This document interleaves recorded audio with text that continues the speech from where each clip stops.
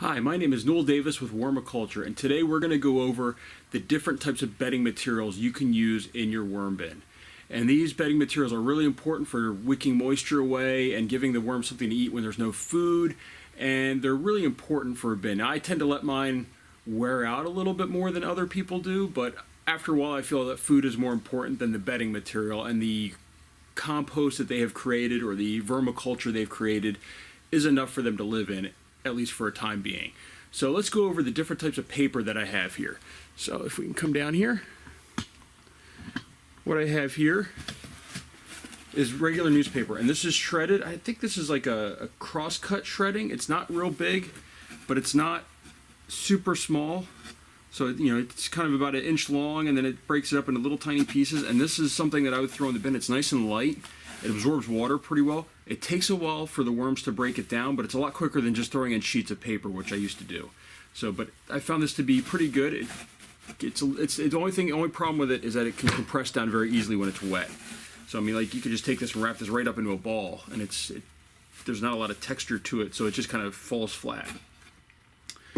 One of my other pieces of paper that I really like to use here, actually quite a bit, are toilet paper rolls and paper towel rolls. And what I would do is I bend them up like this, and I shove them in another roll. And this allows it to have some air gaps in there.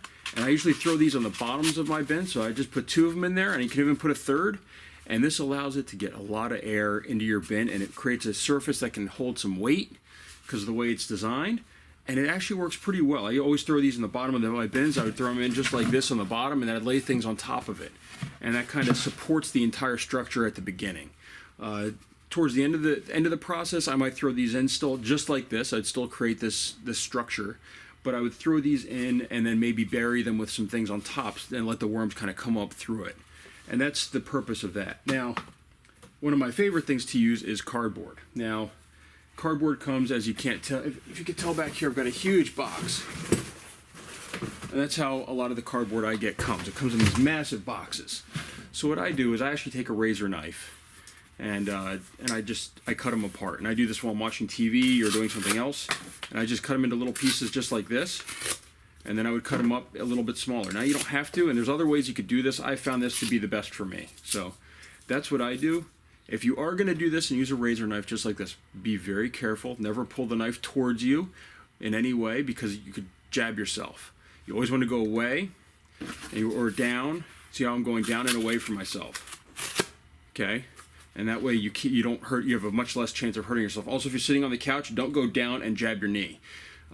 That's something else you could do. I've never done it, luckily, but it's something that could happen if you're not paying attention. Now, these blades now, once you start going for a while, and eventually these blades do wear out, you do have to replace them quite frequently, but you can buy 100 for $5. I also have tried, and it was okay, but I didn't find it to be as good. I thought it would be better, is these hooked blades, which are for roofing, and they still can cut, as you can tell, pretty well, and they kind of hold on to it a little bit better at the beginning, but they wear out just the same way. And they still need to be replaced just as often. The thing is that these are harder to find and they're more expensive. So I'd rather go with the cheaper blade at that point and use those. Now, the last thing that I do use for bedding, although I don't use it as often, and I usually use it at the beginning of a bed, is burlap. And I buy this in bulk from, just one of the fabric stores, and then I just cut up squares of it. And I try to give a lot of material. They tend to go through it. And it works pretty well because it lasts a while. It kind of lets air and moisture get in and get through this material very easily compared to like a cardboard or a paper, which would tend to hold it. So those work pretty well. Now, there are some other materials that I have thrown in, but I don't use them as often because they don't break down as fast. And that's like cotton and things like that. So if I had an old t-shirt like this one right here, which even though it has coloring in it, the worms would eat it. But I found them to last for years rather than days or months, and it just becomes too much work. I also tend to, I don't have it right now, but looking at this material, but I tend to separate my material so I can use what I want when I want. So I put all my newspaper in this box. I grab all these little cardboard pieces that I have right here, and I put them in this box, and then that way they just kind of keep staying full. and then as I need them, I would dump them into the bin or use handfuls, and that tends to make it a little bit easier as far as managing the paper. And also with a box like this, I can easily carry it instead of having to move my bin, since I have, as you can tell, just a few of them down here. You know, and from my prior videos, I have multiple bins. So that is what I'm going to go over today. Oh, actually, one more thing. These are from some big boxes that I purchased, and I could not figure out for the life of me. I was throwing these in, and I was getting plastic out of my bin. And I realized the glue's on here, if you can see.